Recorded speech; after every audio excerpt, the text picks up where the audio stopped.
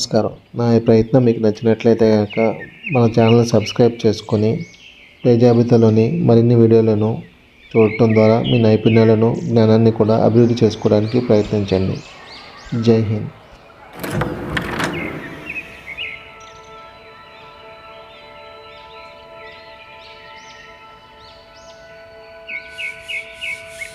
Please subscribe for more videos. Thank you. Pawns are often the first units that jump into the battle for both sides, fighting for space. As this happens, pawns are often threatened by other pawns and pieces. When a pawn is in danger, we often have several choices. Should we push the pawn, capture the attacker, or just ignore the threat? The answer depends on what is going on in each position. Let's take a look at some examples. Let's take a look at the position after the opening moves e4 and knight f6. Black immediately puts pressure on white's pawn on e4. What should we do about this threat? Should we push the pawn, protect the pawn, or ignore the threat? Well, since this is only the second move of the game, there isn't a stronger threat that can be made, so white should not let black simply take the pawn on e4 with the knight. We can protect the pawn and develop a piece with knight to c3, so this is a reasonable move.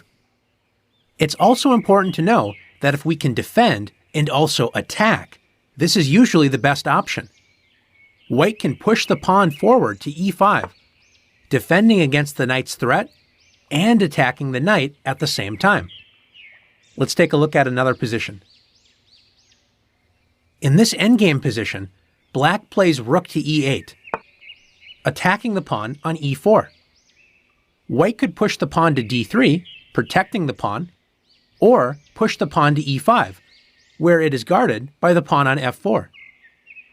These moves are fine, but why does white need to react? What if white ignores the threat and plays rook to b1? White activates the rook and is ready to take advantage of black's back rank if black is careless. White realizes the e4 pawn cannot be captured because after rook takes e4, black's rook leaves the back rank wide open, and we have a classic back rank checkmate beginning with rook to b8 check. And after rook e8, rook takes e8 is checkmate. In this case, ignoring a threat because you have a greater threat against your opponent is an excellent strategy. Only react to your opponent's threat if you don't have a stronger threat available. Let's look at another position.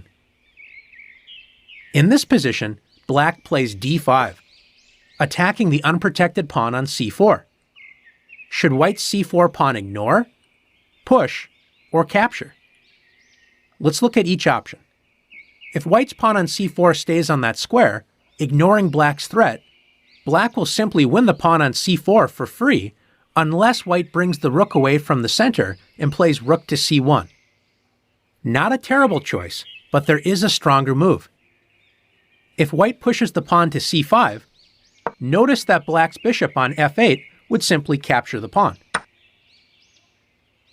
This leaves us with the option of capturing the d5 pawn. After c takes d5, c takes d5, both sides have captured pawns, which doesn't make a big change in the position, so it's an okay option. But was that the only way white could capture the pawn? Let's take a look.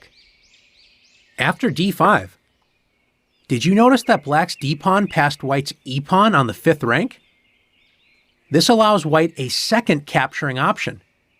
Don't forget en passant, after e takes d6 check, white uses the en passant rule to capture the d-pawn, opening up the e-file for white's rook, creating a discovered check against black's king. After king d7, white can hold on to the extra pawn by setting up a pawn chain with c5. Let's practice finding the best decision: push, capture, or ignore the threat in the following